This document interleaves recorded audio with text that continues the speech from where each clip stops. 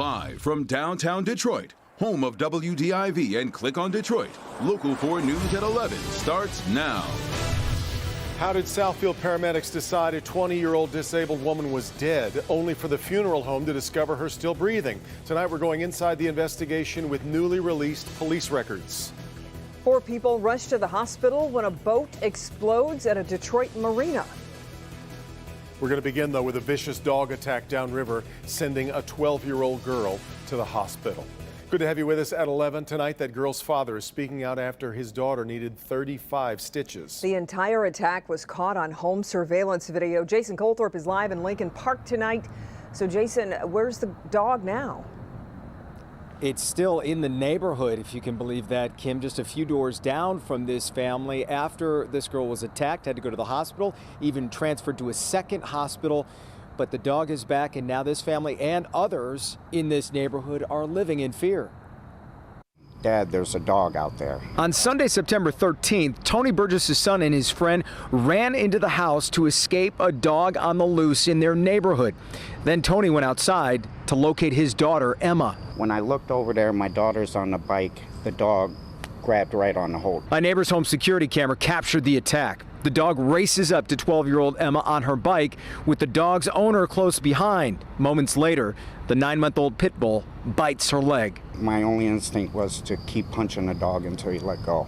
They raced Emma to the hospital where the deep gashes in her leg required 35 stitches. These kids are afraid to play. I won't let them come out. They don't want to come out. Burgess says the dog was taken by the Lincoln Park Animal Shelter and quarantined for days, but is now back at its home just a few doors down on Garfield Street. Hey, you ain't got nothing to say about the dog, man. Take it off. Before we could ask the owner of the dog any questions, we were met with a little hostility. Walk away.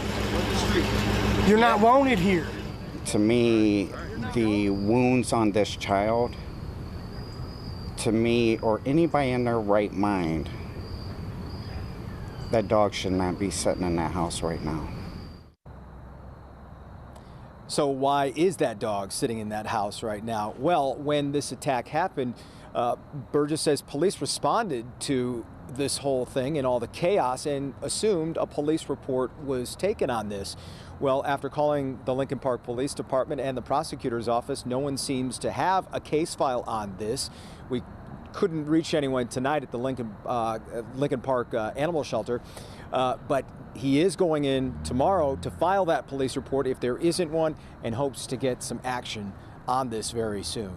In Lincoln Park, Jason Colthorpe, Local 4. Jason, just curious, do you know whether or not the dog has attacked anybody before? Well, we were going to ask the owners that. Obviously, that was a non-starter, as you saw, but we don't know. But we do know the dog has gotten out a few times before and has been loose.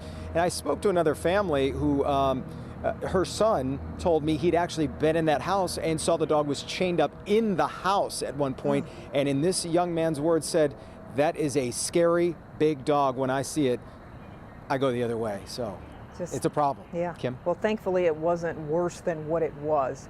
Jason, we appreciate it. Yeah. Tonight, new police records shed light on what happened before paramedics declared a disabled woman dead when she was still alive. Mara McDonald is live at the Southfield Police Department. And Mara, when Southfield Fire and paramedics arrived on the scene, we've got a little bit of a closer look at what happened.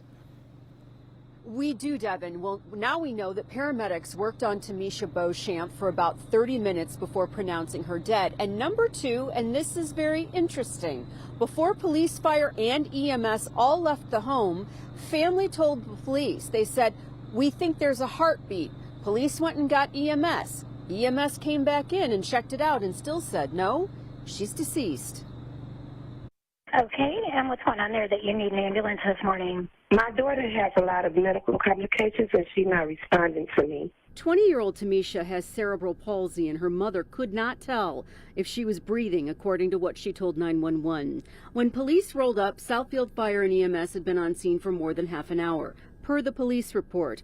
Upon arrival, I made contact with paramedics Stroms and Kroll from Southfield Life 3. They stated they performed CPR for approximately 30 minutes. The officer on scene then writes, "While taking the original death report, I did not observe any chest movement or breathing from Beauchamp. He then says paramedics told the family they could see chest movement because of the medications she was on. The report then says family advised that they believed Beauchamp had a heartbeat, and Officer Bond went outside and called the paramedics back inside the home. The paramedics went inside the bedroom with Beauchamp and came back out and stated again to officers and family that she was deceased and that we may see some chest movement. Police, EMS, and fire leave, and Cole's funeral home is called. When they get to the home, a Cole's staffer tells police this: I pulled the cover back and noticed that Tamisha was still breathing. Myself and redacted notified the family immediately. The mother stated she was aware her daughter was still breathing per the EMS. The EMS said Tamisha would breathe for an hour. Then going on to say, once we arrived at the funeral home, Tamisha did have a loud gasp for air.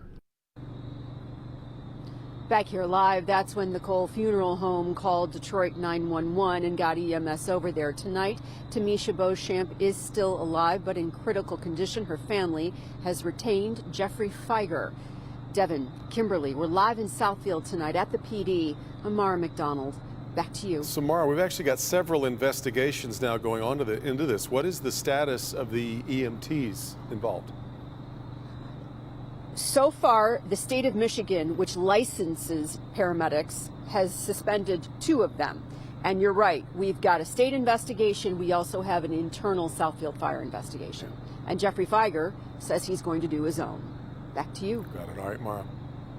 4 people are hospitalized after a boat explodes on Detroit's east side. It happened just before 7 p.m. at the Marathon dock at the Riverside Marina while the boaters were refueling. At some point, the boat caught fire before exploding. 2 men and 2 women were on board and rushed to the hospital. We're told all 4 have burns to their legs and feet. A vigil took place in Harper Woods today for a mother who was found murdered Sunday morning, and the man in custody was her boyfriend. 37-year-old Katie Elliott's death was the result of a domestic abuse situation, so her brothers decided to use today's vigil to raise awareness for others who might find themselves in a similar situation. Speak up. Get yourself out of that situation. Tell a family member, tell a neighbor, call the police. You know, a lot of people are blinded by, they think they're in love with somebody, or somebody breaks them down to think that that's how they should be treated, and nobody should be treated like that. Nobody should be found murdered in their backyard. Family says they had no idea Katie was in danger of her relatively new boyfriend, who is now being charged with her death.